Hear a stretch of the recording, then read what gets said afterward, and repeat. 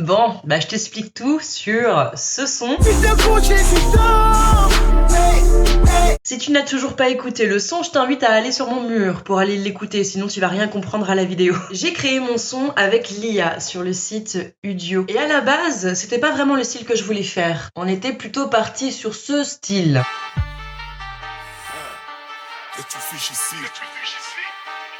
Mais je crois que l'IA a pas kiffé mon idée. Du coup, il m'a mis plutôt un style hip-hop, pop, trap bass, au lieu de me mettre du trap bass, rap, gangsta. Je voulais vraiment un truc qui déboîte. Et je me suis retrouvée avec un petit truc de boys band, mais j'aime beaucoup. Mais alors, c'est quoi le processus de création de cette vidéo? Ben, je suis là pour tout expliquer, en espérant ne pas avoir fini dans le feed des mascus. Pourquoi est-ce que j'ai écrit ces paroles qui sont limites? Et pour les plus attentifs d'entre vous, il y avait quelques indices. Début de vidéo et fin de vidéo. Est-ce que tu les as vus? À la fin de la chanson, tu peux voir le label qui est Federico García Lorca. C'est un poète et dramaturge qui est également musicien, peintre, écrivain. Il a plein de cartes dans sa manche. Né dans les années 1898 en Espagne. Dans ses œuvres, Lorca met au sein de ses pièces la femme qui subissent les injonctions de la société patriarcale. Donc je vous invite vraiment à aller voir ses œuvres. Ce qui nous amène tout doucement au deuxième indice du début de vidéo, le titre, quand Juan chante pour Yarma. J'ai son livre, sa pièce de théâtre, qui est également un film, tout comme Les Noces de sang et La Maison de Bernarda Alba, en espérant ne pas me tromper, sinon je marquerai en dessous. Ces trois pièces font partie d'une trilogie théâtrale, qui sont bien évidemment des pièces et des films qui dénoncent la situation de la femme dans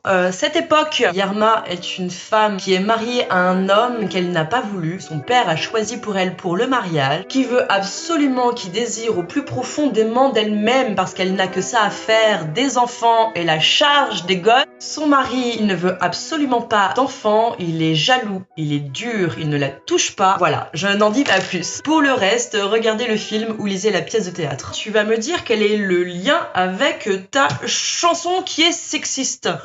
Je te laisse regarder ceci. Qu'est-ce que tu fiches ici? Je parais. Tu devrais être à la maison. Je comprends pas quand tu passes ton temps dehors. Ou encore. Toi, tu te couches et tu dors. Je dormirai. Les brebis au bercail et les femmes à la maison.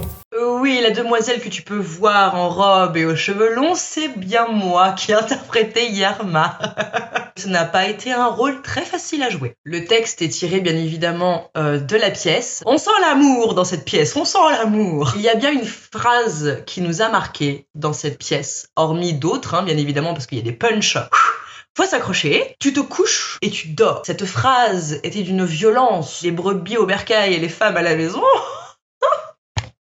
Et je me suis dit qu'il y avait possibilité de faire une parodie des personnes qui ont encore cette mentalité. Une réflexion de 1934 à 2024 qui, malheureusement, n'a toujours pas bougé. Déconstruction oblige, merci. En tout cas, si je te tiens encore en cette fin de vidéo, si ça te chauffe que je fasse la réponse de Yarma à Juan, eh bien tu me mets dans les commentaires, on attend la réponse de Yarma. Comme ça, je sais que je peux en refaire une. Histoire que ça aille de tous les côtés, quoi.